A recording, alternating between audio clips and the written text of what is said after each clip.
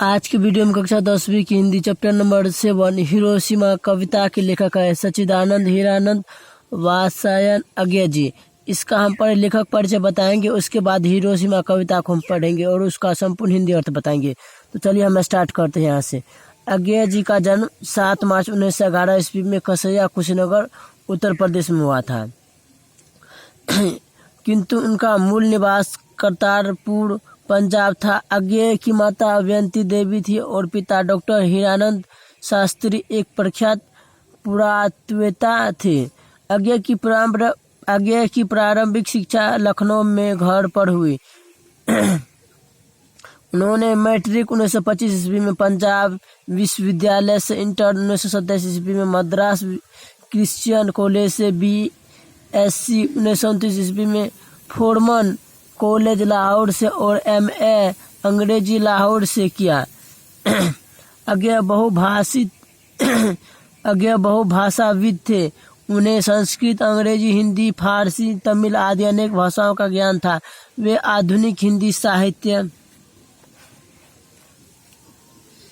के एक प्रमुख कवि, कथाकार, विचारक एवं पत्रकार थे। उनकी प्रमुख कृतियां काव्य भगनदूत, चिंता इत्तियलम, हरी घास पर क्षण भर, बावड़ा, अहेरी, आंगन के पार द्वार, कितनी नावों में कितनी बाढ़, सदा निरा आदि कहानी संग्रह, विपथका, जय दोल, ये तेरे प्रतिरूप, छोड़ा हुआ रास्ता, लौटती पगडंडिया आदि उपन्यास, शेखर एक जीवनी, नदी के द्वीप, अपने अपने अजनबी,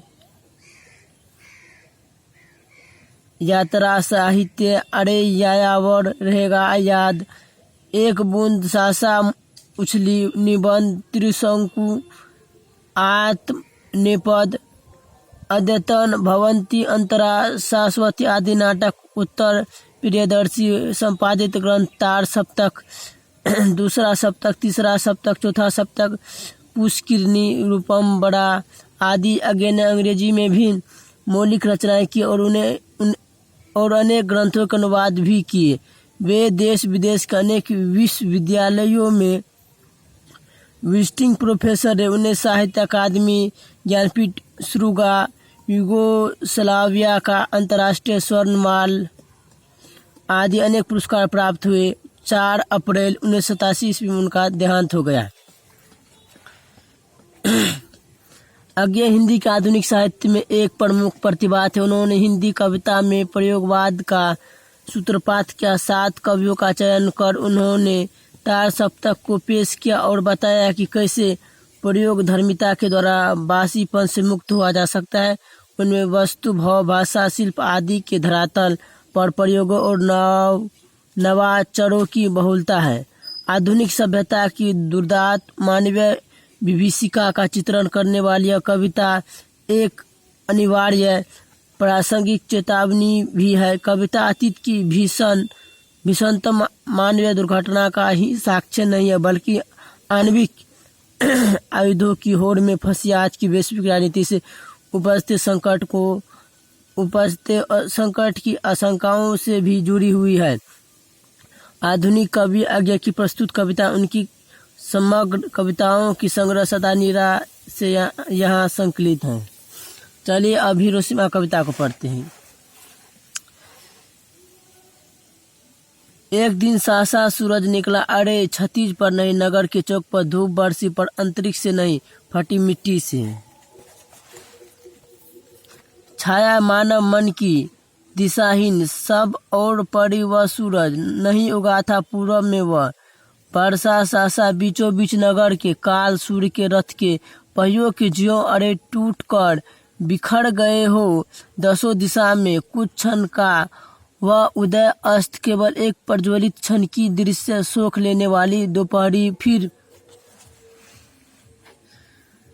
छाया ये मानव जन की नहीं मिटी, लंबी होकर मानव ही सब भाप हो गए। छाया तो अभी लिखी है। झुलसे हुए पत्थर पर, उजरी सड़कों की गच पर, मानव का रचा हुआ सूरज मानव को भाप बनाकर सो गया। पत्थर पर लिखी हुआ जली हुई छाया मानव की साखी है। देखिए इसका अब हम हिंदी रूपांतरण बताते हैं आप लोग को। देखिए प्रस्तुत कविता हिरोशिमा में आधुनिक सभ्यता की दुर्दशा मानवीय विभीषिका का चित्रण लेखक करते हैं। यह कविता अतीत भीषणतम मानवीय दुर्घटना का गवाही ही नहीं है, अपितु आणविक आयुधों की होड़ में फंसी आज की वैश्विक राजनीति से उत्पन्न होते संकट की आशंकाओं से भी जुड़ी है।